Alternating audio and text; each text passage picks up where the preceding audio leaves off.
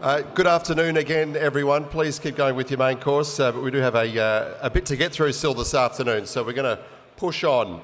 Firstly, are there any voting slips that have not yet been collected? Any voting slips? Down the back there. Hello. Yep. Keep your hand in the air if your arms haven't fallen off already.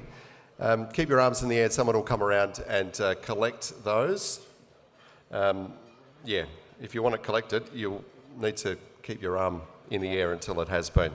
A reminder to you all that the WA Mining Industries bespoke publication MineSight is celebrating its 20th birthday this year. It's a collaboration between the WA Mining Club and Platform Publications, and their annual edition, which is a fantastic read, is published to coincide with the St Barbara's Day lunch at the end of the year. It's also available online. It puts together and celebrates everything that is grand about the mining sector in WA. There's contributions from some of the major mining companies, mid-tiers, juniors and suppliers who all, of course, work together in this industry. There are still some advertising opportunities available, although I understand those opportunities are rapidly dwindling, and the deadline is also fast approaching. If you want to know more about the MineSight publication, Chris Manley from Platform Publications is with us today. Give us a wave, Chris, down the back there on table 66. So if you want to know any more, go and hit him up. All right, Slido time. That's our online portal today for our Q&A, if we get time to put some questions to our guest speaker. You can do the old school way, go to slido.com, slido.com, and it'll ask for the code. You need to put in 24 May. That'll allow you to post your own question in there or endorse someone else's question, or you can just point your phone at the QR code on the screen there and it'll take you there a bit quicker. Okay, it's time now to introduce our guest speaker, Wayne Bramwell, Managing Director of Westgold Resources, a metallurgist and mineral economist, an experienced director and mining executive with extensive exploration, operations and corporate expertise in precious and base metal companies spanning nearly 3 decades. He holds a Bachelor of Science in Extractive Metallurgy, a graduate diploma in business, a Master of Science in Mineral Economics, and is a graduate of the Australian Institute of Company Directors, and also a viral sensation on YouTube, as you're about to see if you haven't seen already. Would you please welcome up to the stage Wayne Bramwell. Wayne from Westgold. Hey Wayne, how are you going? Going well, thanks. I'm at Great Fingal. This thing's ready to go. I need some big yellow things. Big yellow things? Well, we've got a few things in the yard. How about you meet me down at the Perth branch and see what we can find? Wayne, I'm not sure that's the right unit for the job. You need something bigger than that. It's yellow, but it's not big enough. Hey, while we're here, do you want to have some fun? Oh yes.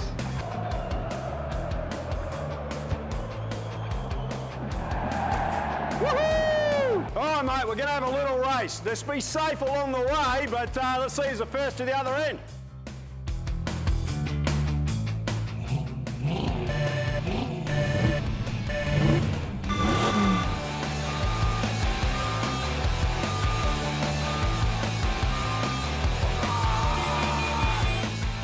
Mate, another win for Westgold. Very good. Wayne, thanks so much for your time. Firstly, a video like that, you don't see too many bosses of mining companies having a laugh like that. What's the response been to that video? To be honest, Tim, mixed. I mean, Yep. but how good is that Jarvis Croom? He could be the next Bond. But that other guy, he's got a head for radio. Great head of hair, though. Surprised they've got any left after a couple of decades in this game. All right, let's address the elephant in the room. You've been in the spotlight a little bit in the last 24 hours or so. What is going on with Ramelius? Look, I'm absolutely able to talk to things about Westgold and any company with the words aura in it. Any company with the words aura in their name, but that other issue is before the panel at the moment. Okay. Can I ask, if I'd asked the question a week ago, how confident are you about the merger with Karora? would I have got the same response a week ago as I would today? Completely, 100% head down. Westgold is really excited about Yep. putting this merger of equals together with Karora. Lee Junk's here today, and yep. You've spoken about the merger that's planned for July as like two parties coming together and walking down the aisle and getting married. No one's going to get left at the altar here. Look, I might have used the wrong words there, but it's certainly this merger of equals feels really good. Why? Yep. Karora and Westgold are very similar companies in scale. Our operating practice is the same. We're both owner miners. But what shouldn't be underestimated is we've actually got the both similar culture. I mean, Lee and I have been marketing in the East Coast and in the UK. Paul Hewitt, the chairman, and I have he's dragged me all around the US and Canada, and it's really easy. I mean, you can't spend 10 or 12 days with people who you're not culturally aligned with. And, the fact that Lee and I didn't punch on after a couple of days, or with him and his chairman and I, tells us that this thing actually is a good fit. Yeah, good outcome. All right, let's go back into your early days. Please. You grew up in Willerton. Yep. No family connection to the mining industry. I think your dad was a butcher, your mum was a telephonist. Sure. So really no connection to mining. So what was it that sparked your interest? True, there was no family connection into the mining space, and back then mining was unknown to me. As an 11-year-old at the Burrendar Primary School, I remember we went on a trip to the Murchison and to the goldfields, and the first exposure I had to anything related to mining was standing on the veranda of the Great Fingal mine office, looking into that pit. And as an 11 or 12-year-old kid, it just blew my mind. I mean, that was the first exposure I've ever had to mining, and I'm really proud to be a part of the team now that many years later are bringing that iconic West Australian mine back online. So one thing to see that and be amazed by it as a kid, you've obviously kept that interest through your schooling, and when it came to decide, well, what am I going to do with my life? You finished school, you decided to pursue it. How did that come about? Well, it was a happy accident. Probably, I'm a mining executive, I think, but in the days of choosing options, my whole career has been a happy accident. Commodities, jobs. I didn't set out to be a metallurgist. It was, again, a happy accident. I was really good at economics and English literature, really bad at science. So doing a science degree made perfect sense. And that really speaks to the quality of the careers advisory at Willerton High School. If there's anyone here from Willerton High School in careers advisory? I mean, I dare say most 16, 17-year-old kids wouldn't even know what metallurgy is. No, look, and there's a lot of the guys I went to university with here now who probably still don't, because I certainly don't. But I remember back in those days, before the internet, there was a thing called the Careers Advisory Centre in Adelaide Terrace. And what it really was a set, if you wanted to know what careers were available in WA, what degrees were available, there was 2 filing cabinets, A to K, M to Z. Because I was clueless, jumped in straight to the M, got as far as mineral science and read 2 headlines. If you do this degree, there's a lot of work available because Australia doesn't produce these people, and there's a good chance you'll get paid. There was a lot of small font there I didn't read. Yeah. Anyway, so next minute I'm doing a metallurgy degree at Murdoch with a group of people, many of which are in the room today, and please don't expose those photos to the audience. I'm sure you've got them paid off by now, Wayne. There's rules about that, Tim. Yeah. Hush money, you might call it. Anyway, early on in your career, you've got this fascination with, of all the metals, tin. I mean, did you grow up playing Dungeons and Dragons? Were you interested in medieval weaponry or something? Or why tin? No cosplay, none of that stuff. I still don't know what Game of Thrones is about. But in 1999, running an engineering firm in Perth, I remember doing a project evaluation of a tin project in far north Queensland, terribly named this project, Collingwood. It had been built by Billiton. They built this mine and never started it. And it was my first exposure to the commodity, and I thought, wow, this is one of the oldest metals known to mankind. Why does no one know anything about this? And you call it a fascination. I'm still fascinated by the metal, but that was really the first time I touched that commodity. Why though? Well, again, Was I it thought, the application of it, or what was it? what bemused me was this is one of the oldest metals known to mankind. It was one of the first LME metals ever traded, but no one knew that this metal was critical to the electronic society which we are all within now. It had no profile. It was not even misunderstood. It was just invisible to the world. And I guess that took me down a path which led me to different places. Yep. That mine, as it turned out, it didn't open, certainly while you were possibly going to... It started a few years later under Metals X and ran for a couple of years, so I'm happy to say that mine did produce a ton of tin concentrate. So, but sadly I wasn't there to be a part of it. Yeah. Instead, you took yourself to Morocco, of all places, again to pursue this interest in tin. How did that opportunity come about? Yeah, that's a long story. Again, still interested in the commodity, could see an opportunity that this is really important to society. There was very few mines in the world, certainly no new mines in the world in tin, and a group of people I was working with, we found a tin opportunity in Morocco. Anyway, shortly after I convinced my wife that we should move to Morocco, we started a company and spent a good 10 or 11 years drilling a Moroccan tin project, which to this day, sadly, is still on the ground. And living in Morocco, what was that like? Wow, that was fascinating. So a boy from Willetton that couldn't speak French or English, or French or Arabic. What could possibly go wrong? Anyway, That's the slide on Willetton High School, isn't it? No, I look back at some of the decisions in my life, and my wife reminds me quite regularly that some of them may have been ill-considered, but that was a fantastic experience. That stretched myself, my wife, the whole family. It gave us a different perspective on a lot of things. Certainly leadership and culture was key to it. And as a jurisdiction to operate in? Oh, fantastic. I mean, I would be pulled over for speeding all the time, and the Moroccan police would start speaking to me in Spanish, thinking for some unknown reason I look Spanish, and I'd be waving the Aussie passport there, but you'd still have to pay the fine. It never worked. Yeah. So how did the end of that part of your life come about? Look, this body's covered in experience underneath this poorly fitting suit. At the end of it, I could say the end of my journey at Casbah was really a cross between the opening scenes of Reservoir Dogs and maybe the closing scenes of Dunkirk. Yeah, right. Right.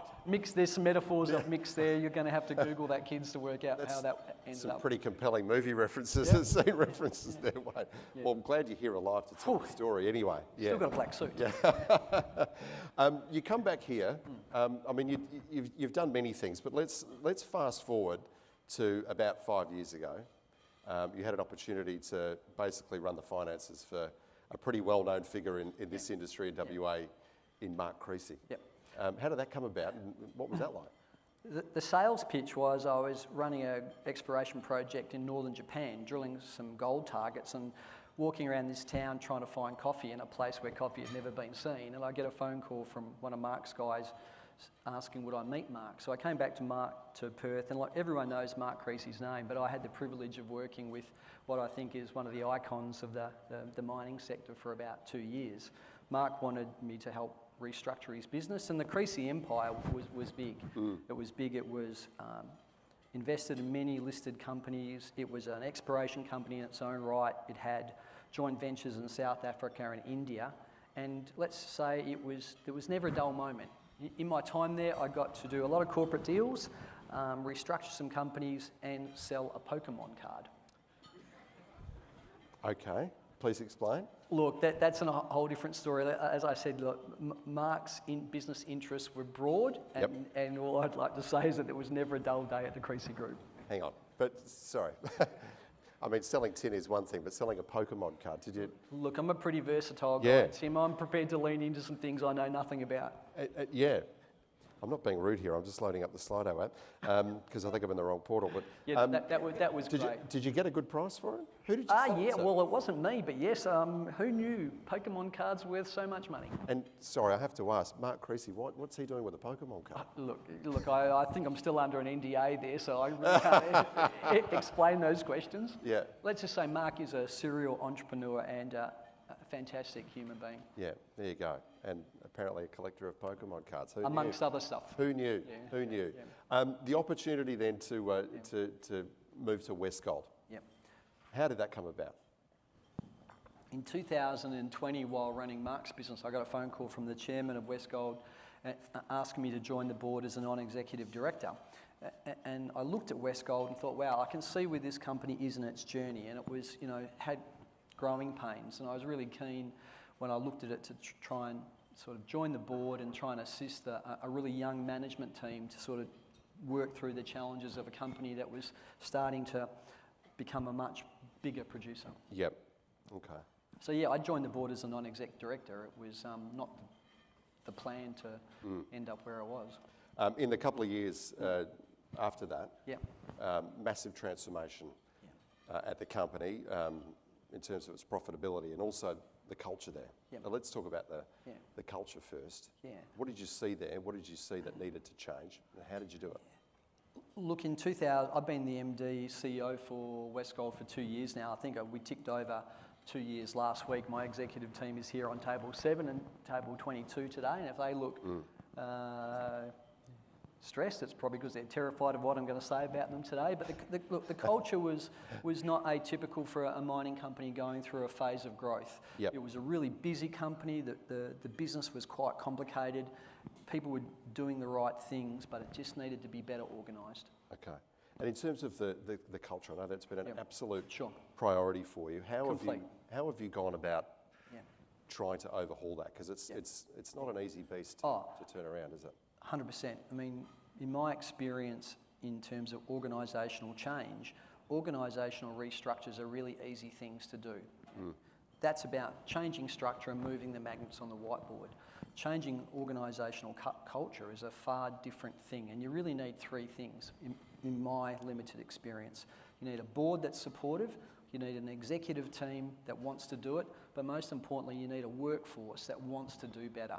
We had all those ingredients at Westgold in 2022, so like full credit to really the board and the executive team that leaned into this and the 1,000-odd staff who are wearing high-vis every day in the Murchison. You've made a real point of going out Yep. to a lot of your sites and engaging with people. How invaluable has that been? Look, I've taken the view that felt and present management is important. I drive my executive team and myself to get out there and feel the pulse of the business regularly. My view is we can't sit in Perth as any business leaders if we've got remote operations and think we know what's going on. Best thing to do, go out and talk to your people.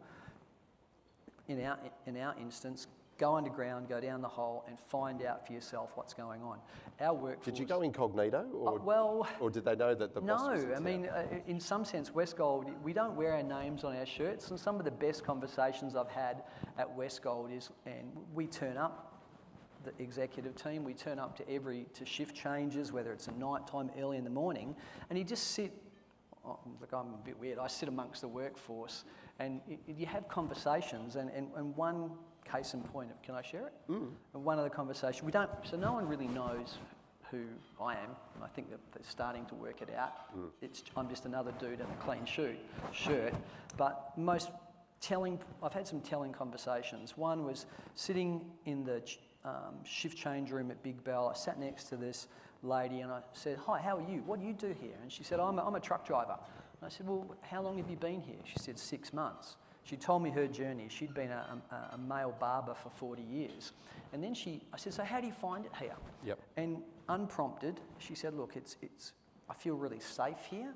The team here is really supportive, and we just seem to be able to keep the dickheads out." And then she said, "What do you do?" And I said, "Look," I told her what I did, and I said, "Look, thanks for telling me that." And this was at a time when the whole enough is enough report was live and real, and to have that direct feedback from someone in the line was invaluable. Yeah. And there's been multiple times, myself, Tommy, Simon, Matt, Mel, we do this, and our workforce now is really communicative. And because we make ourselves available for them to give us very direct feedback, sometimes it's a bit too direct, but hey, we don't shy away from that. Yeah. Do they treat you differently now that they know who you are? No, in some sense. In some sense, the image that you might be able to see on the screen now, I don't think, no, the image is not. Another story, recently, and going underground's a fantastic place to be. It's dark, no one knows where you're in. You get the operator, the driller's attention with your hard hat light, and another story was, got this guy's attention, he shut the machine down, opened the door, and he went, "What?" And I went, "Hey mate, how you going? How are we going here today?" And he goes, he told me what he was doing. And I said, "Look, you feel safe here? Is this, are we doing the right thing by safety?" And he sort of went, "Yeah," and he told me a story. And then he said, I won't use the full phrase, "Who the are you?" And I went, "I'm the MD." And then he said, "What the are you doing down here?" And I said, "I'm trying to work out what's going on." He went, "Respect, play on," slammed the cab door and started the machine again. And it's those experiences in our business which I find that sort of recharges my battery and tests where we are culturally in the journey. Yeah. In terms of the finances at the company, you've had, I think, 5 profitable quarters consecutively. Now, I know you had to make some pretty tough decisions on the financial front when you started as MD. Tell us about those. Again, when I stepped in, the business was in a difficult place. We very quickly got on top of what our real costs were, and my view of the world was, this business is not a not-for-profit. We're using other people's money. This business has to be safe and profitable. Closing 3 mines, in some sense, was like a pretty big decision when I look back at it 2 years ago. But what it allowed us to do was redeploy people and equipment back into mines which had been run equipped and under staff for some time. I mean, I look at the last 2 years and where we've come from, and I'm really proud about what the team, the site team and the executive team has achieved. I mean, I may have been a part of this decision or that decision, but the heavy lifting is done by the people in the field and the people around me. Shutting 3 sites down, though. It was. Were there some who kind of recoiled in horror at the thought completely. of that at the time? And I remember standing up at Diggers and Dealers and going, "Hi, I'm Wayne. This is my first outing here. If this plan doesn't work, I'm not back next year." And anyway, we managed to. I think we've done two Diggers presentations. So that plan, fortunately, Tim worked. So the business is in a different place now. Still a lot of things that we can do here. But without the team that we've got here and the focus on leadership and culture and those things and the connection to profitability, it just wouldn't work. To the merger with Karora, circling back to that, how did that discussion even come about? Listen, in some sense, Karora knew Westgold long before I knew Karora. I mean, the executive chairman of Karora had done a tour of the Westgold assets many years ago, 3 years ago, with the previous chair, and had a very good view of Westgold at that stage. In more recent times, we'd been watching what Lee Junk and his team had been doing at Beta Hunt, and we're starting to say, wow, this company looks very similar to us. It's focusing on the right things, it's investing in capital in the right areas, and this Beta Hunt mine is getting really big. So late last year we started to talk to Karora again, and the conversation was really easy. It was 2 groups of people with a similar view of creating value for the shareholders who are quite culturally aligned, and we've all been on the wrong sides of mergers and takeovers. This merger of equals actually feels like a natural fit. Assuming it all plays out as planned. 100%. I mean, in July, it'll make you the biggest unhedged gold producer in the country. Sure. That sort of clout and presence that you've got, what will that give you? Look, it's as a business, the Westgold 3.0, which is really Westgold 2.0, is what we call this reign of terror that I'm sitting over now. Where Westgold 3.0 is when Lee and his team and his assets come into the house. I mean, that's going to be a powerhouse. It's going to be purely West Australian, so very parochial. We're proud West Australians. Our assets are all across 2 significant historic goldfields, being the Southern Goldfields and the Murchison. Being unhedged, it will be fantastic, and having the ability to generate a lot of cash. But most importantly, we'll have a workforce of 1,900 people. The opportunities to develop our staff and build greater organisational capability across those 2 footprints, 5 processing plants, 5 or 6 underground mines, some open pits, that's what really excites me. That photo we put up before Yep. too of the great Fingal mine there, Sure. Yeah. which was on your Year 6 excursion. There's a nice circular story for you Look, there personally, isn't there? Absolutely. When my IR manager and communications manager are terrified when we go to the bush together because I get ideas driving around, and this was one. And when we stopped by this sign at Westgold, you pulled up to on the other side of the road, and the person who I didn't know yelled out, "Wayne, there's no big yellow things over there." But that really was a photo sort of celebrating our excitement about getting together with Karora and the opportunities we saw in the Southern Goldfields. I'm hanging on every word, Wade, but I'm actually going to just do like the crowd's doing and going on that QR code. I'll tell you why, because it kept taking me to a different one. And the first question that just said, "Hi, bro, please ask, PLZ." And I'm just going to assume that's not how anyone in this room would want me to ask the question. There we go. I'm in there now. That's great. In terms of the merger, I know you're going to be dual listed on the Australian and the Canadian stock exchange. Why have you gone down that road? For lots of different reasons. I mean, we've not had a lot of experience in Canada and the TSX, but having spent a week in Canada recently, there's deep pools of capital in Canada that we can never tap as a ASX company or as a West Australian gold producer. You know, we think we've got large super funds in Australia. Well, you know, the Ontario Teachers Fund manages $22 billion. Gold is, the North Americans and the Canadians understand gold, and the ability for them to invest in that space in some sense is shrinking. Provide an opportunity like a dual listed vehicle like Westgold with the Karora assets involved in it, with a TSX opportunity and ASX opportunity. I think this whole business will be internationally investable, and there will be eyes on it, which again Westgold nor Karora could have ever achieved as independent companies. As I mentioned earlier, you've worked across a range of roles and a range of different commodities. Gold seems to be one of those that just carries on, doesn't it? Yeah. There's obviously been a lot of attention on critical minerals in recent years. Iron ore's always in the headlines, you know, just because of its scale, if nothing else. Gold, where do you think gold is at the moment in terms of the profile and the attention that it gets? I don't think it gets enough profile and attention, and there are some similarities tying back to my days at being in tin, whereby gold, I mean, it's in the top 5 largest exports in Australia. Do people know that? Do people know there's, I think, 60,000 people or 30,000 people employed directly in Western Australia in gold, and there's a multiplying factor of 8? I don't know, the industry, which is so important to what we do in WA and Australia, just doesn't seem to have the profile which I think it should have. It's a big contributor. I'm just not sure it gets that recognition. Yeah.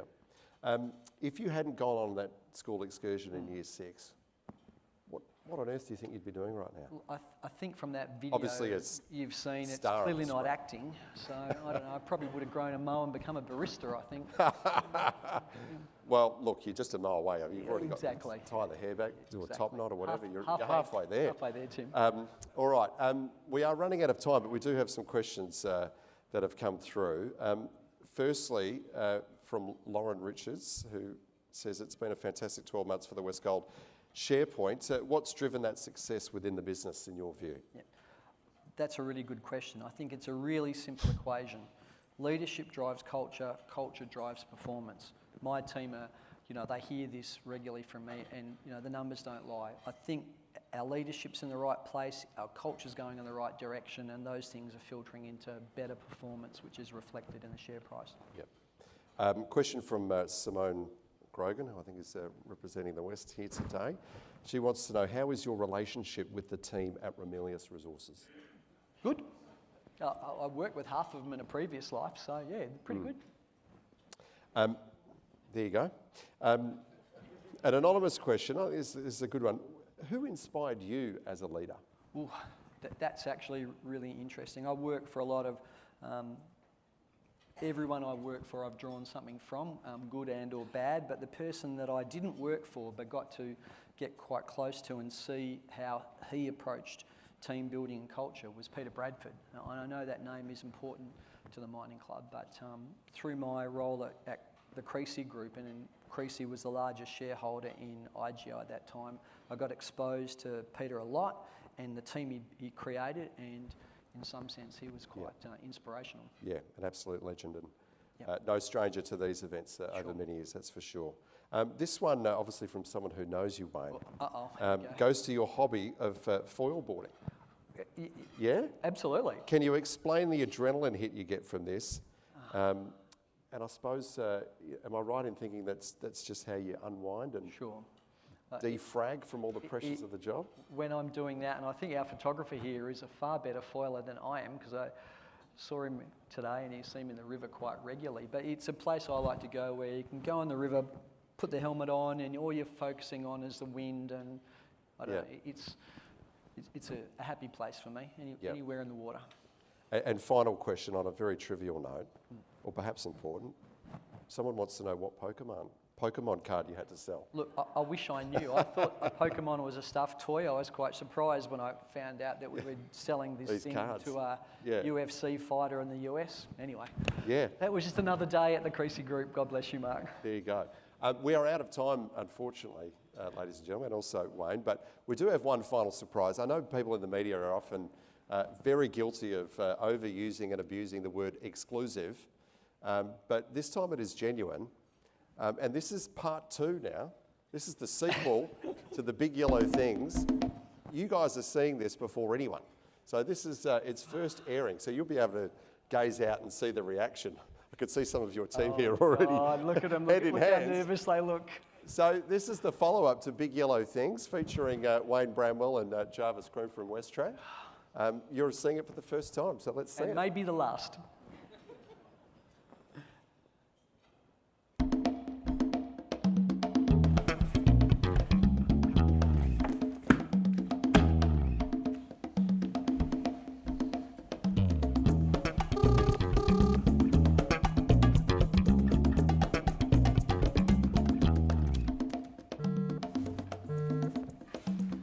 G'day, Wayne.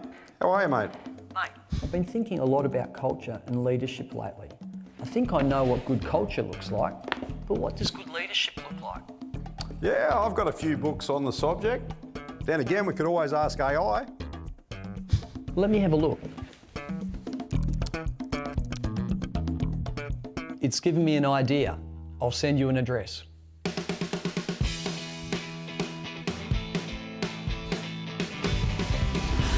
What do you reckon? Batman likes to work with jokers and he's always underground.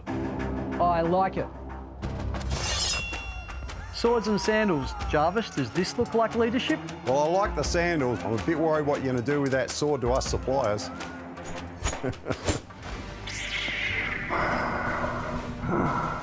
Whoa. I'm not sure I'm feeling the force on this one, Jarvis.